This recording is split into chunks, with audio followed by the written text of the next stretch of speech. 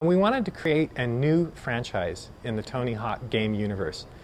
We didn't want to take the current Tony Hawk game and just slightly tweak it. We wanted to create something entirely new that could live on its own. So we created Tony Hawk's Downhill Jam, which is a race game with Tony Hawk set in its own universe with its own cast of characters. We've invented these very exaggerated, colorful skater characters in a world where downhill racing is a major sport and where people from all over the world are going to the most exciting downhill locations and racing against each other and clobbering each other and skating through San Francisco and Machu Picchu and through the Castle of Edinburgh and all kinds of exciting locations around the world.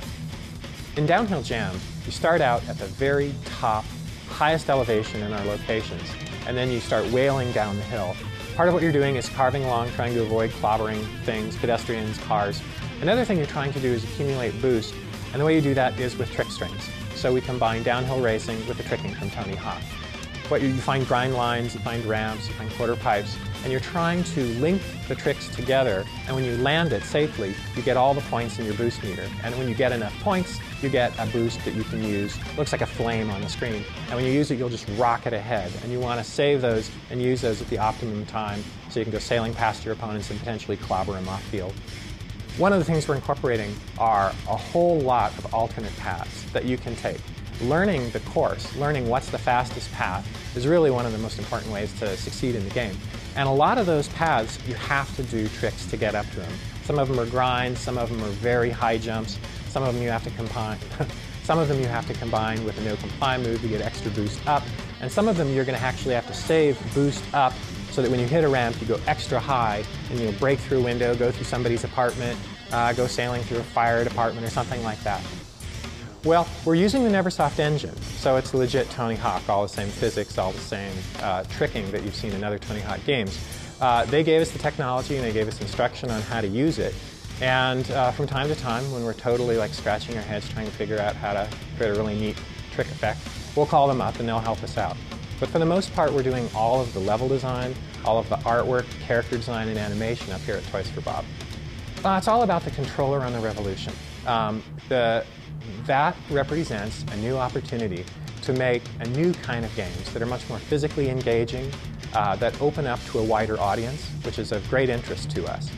The classic Tony Hawk games, these terrific sellers and really excellent games, but they're rated for teenagers for the most part.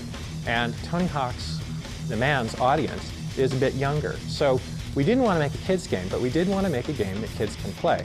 So Tony Hawk's Downhill Jam doesn't have any content or any learning curve that really precludes younger audiences from enjoying it. What we're doing is we're combining the excitement and detail of the classic Tony Hawk trick system with fast downhill skating. So primarily what we're using is you're holding the controller in what you could call the classic mode, which is two hands with the D-pad under your thumb. Now the reason we're doing that is we want to support the classic Tony Hawk rich trick system, which really requires access to a lot of buttons, and particularly that D-pad. So you have the trick button and the ollie jump button, which also acts for spine transfers. And then those are used in combination with the D-pad to get all the trick variations. In addition, there's actually a button that you grab underneath the Revolution controller, which we use for grabs. The most important part is the Nintendo controller actually knows how it's being held. So instead of pressing a button to turn, which is the primary thing you're doing in the game, is racing down these courses, you actually turn with the controller. And we look at the tilt of the controller and how fast you're tilting it, and then that's what controls the character as they weave through the level. We have very detailed, very long game levels. We're streaming in these levels from the disc, so they're the biggest Tony Hawk levels you've ever seen. Very colorful, very fast, 60 frames a second. We're creating rich, detailed, beautiful levels. We're incorporating some new features that we've never done before: bump mapping, specular highlighting, and then just the sheer quantity of data that we're streaming in from the DVD. These are the longest Tony Hawk levels that you'll ever seen, and you're moving way faster than you ever have before. One of the fun things about the downhill level, it's more than just a skate park tilted on its side. There are areas where you're getting hundreds of feet in the air. You're just getting these crazy hang times where you can pull off trick strings longer than anything you've ever seen before. And so we're trying to take it in almost dreamlike way sometimes, where you're hopping off of a castle in Edinburgh and flying across part of the town. I mentioned that we're trying to create Tony Hawk Downhill Jam as a separate line of games that we want to create. And one way that we're doing that is we're creating our own cast of characters. They're way crazier than a lot of the characters you've seen skating before, highly exaggerated with intense personalities.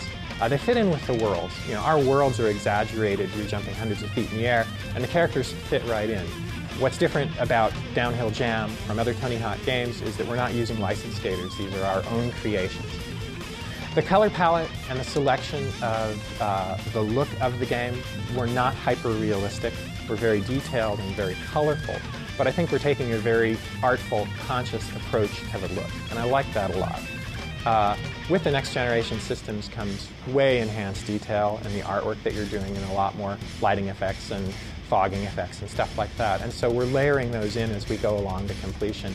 And I think it creates a very strong sense of place and allows the artists to really craft a location to being more than just a photorealistic version of some place you know about. Tony Hawk's Downhill Jam is going to be a new franchise. We are going to be making sequels. We have absolute belief that we're going to be taking this for many years forward. Tony Hawk's Downhill Jam will be coming out the day the revolution hits the streets.